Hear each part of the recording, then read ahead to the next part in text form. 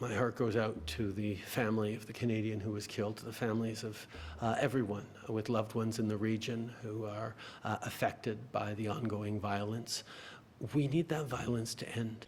Prime Minister Justin Trudeau speaking from Laos on Friday, responding to reports that a third Canadian has been killed in Lebanon. Last month, 2 Canadians were killed in Israeli airstrikes in the country. Trudeau calling for a ceasefire in Lebanon and Gaza. This is all that remains following Israeli airstrikes in a densely packed residential neighborhood in Beirut on Thursday. 22 civilians have been confirmed dead and another 139 wounded, according to Lebanon's caretaker prime minister.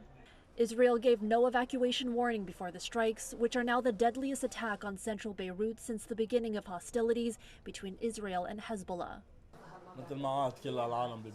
We were just sitting like everyone else in their homes. Suddenly, there was an explosion, this man says. My wife and daughter were under the rubble, and I was sitting with my mother-in-law in another room. He says he was able to rescue them both.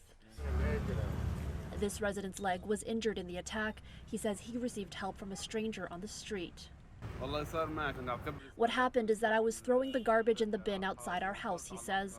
I got to the entrance and wanted to go home. Then the explosion happened and I flew. On Friday morning, Israeli airstrikes hitting a watchtower used by the UN peacekeeping force in southern Lebanon. 2 peacekeepers were injured. This just one day after Israeli forces struck the same area, injuring 2 others. Lebanon's caretaker prime minister immediately denouncing the attack. The attack on UNIFIL forces by Israel is a crime condemned by us and is directed at the international community, whose sanctity is being violated and whose existence is being threatened by targeting the United Nations security forces, he said.